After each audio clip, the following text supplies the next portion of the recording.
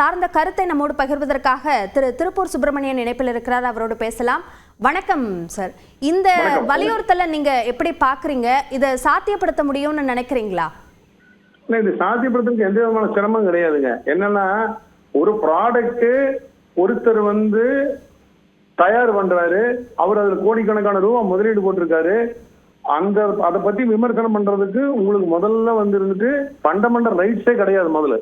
ஆனா இதுல பரவாயில்ல விமர்சனம் பண்ணுவேன்னு சொன்னாலுமே அதுல இருக்கிற நிறை குறைகளை சொல்லணும் வழிய அந்த படத்துடைய குறைகளை மட்டும் நீங்க சொல்லி அவருடைய முதலீட்டுக்கு நீங்க பங்கம் ஏற்படுத்துறதுங்கிறது எந்த வகையிலும் நியாயம் கிடையாது. இது எந்த கோர்ட்டு ஒத்துக்காது.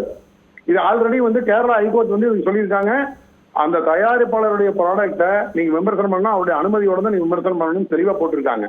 அதுக்கு தான் நாங்க சொல்றோம், நீங்க ஒரு திரையரங்க மலையாளத்தில் உள்ளேயே நின்றுகிட்டு பேட்டி எடுத்துட்டு இந்த படம் மோசம் யாரும் போகாதேன்னு சொன்னீங்கன்னா, இப்போ ஒரு நகைக்கடை முன்னாலேயோ ஒரு ஜவுளி கடை முன்னாலேயோ ஒரு ஹோட்டல் முன்னாலேயோ நீங்க சொல்ல முடியுமா என்ன?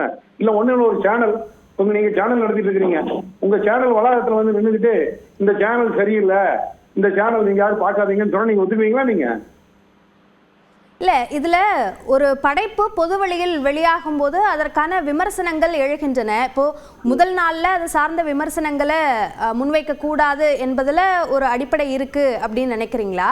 அல்லது இந்த விமர்சனமே கூடாது, தயாரிப்பாளர் அனுமதியோட தான் விமர்சிக்கணும் அப்படின்றது ஒரு சரியான கருத்தா பார்க்க முடியுமா? நான் திருப்பி சொல்றேன், இப்போ ஒரு ஊடகம் இருக்குது, அந்த ஊடகத்துல பொது வழியில் நீங்களே நிகழ்ச்சிகள் எழுதுறீங்க. உங்களுடைய நிகழ்ச்சிகள் சரியில்லைன்னா உங்களுடைய வளாகத்துல நின்றுகிட்டு சொன்னா நீங்க ஒத்துக்குவீங்களான்னு திருப்பி கேட்கறேன். நான் உங்களுடைய வளாகத்துல நின்றுகிட்டு உங்க நிகழ்ச்சி ஒளிபரப்புறது சரியில்லை, நீங்க எல்லாம் தவறான நிகழ்ச்சி ஒதுக்குறீங்க அப்படின்னு 4 பேர் நின்று சொன்னா நீங்க ஏற்றுக்கொள்வீர்களா? இல்ல, எங்களுடைய அலுவலகம் ஒரு பொது இடம் அல்ல, ஆனா திரையரங்கம் ஒரு பொது இடம் தானே. உங்களுடைய நிகழ்ச்சி முழுவதும் நீங்க உங்களுடைய நிகழ்ச்சி முழுவதும் பொதுமக்கள் பாக்குறத நீங்க நிகழ்ச்சி போட்டுட்டு இருக்கிறீங்க. பொதுமக்கள் பாக்குறத நீங்க நிகழ்ச்சி போட்டுட்டு இருக்கிறீங்க. உங்களுக்கு அதே மாதிரிதான் எங்களுக்கு கட்டணம் வாங்குற மாதிரி உங்களுக்கு நாங்க இருந்துகிட்டு ஒரு கேபிள் டிவி மூலமாவோ மத்த மூலமா கட்டணம் செலுத்தி தான் உங்க நிகழ்ச்சியை நாங்க பாக்குறோம். இலவசமா நாங்க பாக்குறது கிடையாது. யாருமே அனுமதிக்க மாட்டாங்க. எந்த தொழில் செய்யறோம் அனுமதிக்க மாட்டாங்க. நாங்க மட்டும் இவ்வளவு நாள் பொறுமையா இருந்துட்டு இருந்தோம். சரி பரவாயில்ல, நியாயமான விமர்சனம் பண்றாங்க. இப்ப காலம் மாற மாற என்ன பண்றாங்கன்னு சொல்லிட்டுனா, சில பேரு நெகட்டிவ் விமர்சனம் பண்ணாதான் தனக்கு டிஆர்பி ரேட் ஏறணுங்கிறதுக்காக சும்மா யாரோ 2 பேருக்கு செட்டப் பண்ணி கொண்டு நிறுத்தி வச்சுக்கிட்டு தியேட்டர் முன்னால தேவையில்லாத தனி மனித தாக்குதல்கள், அந்த தயாரிப்பாளரை பத்தி அந்த டைரக்டரை பத்தி நேற்று ஒருத்தர் சொல்றாரு, சிவா டைரக்டர் அவ்வளவுதான், இனி இந்த டைரக்டர் முடிஞ்சாரு, இனி அவருக்கு வாழ்க்கையில எந்திரிக்க முடியாது, இப்படி எல்லாம் பேசுவாங்க. எல்லாம் இதான் பொதுவெளி. நீங்க என்ன நினைச்சிட்டு இருக்கிறீங்க? நாங்க பணம் போடாம எங்களுக்கு சும்மா நாங்களும் ஒரு முதலீட்டு போட்டு தான் ஒரு தொழில் பண்றோம். அதுக்கு தகுந்தக்கூடிய விமர்சனம் நீங்க சொல்லுங்க, ஆனா அது தரம் தாழ்ந்து விமர்சனம் பண்ணக்கூடாது.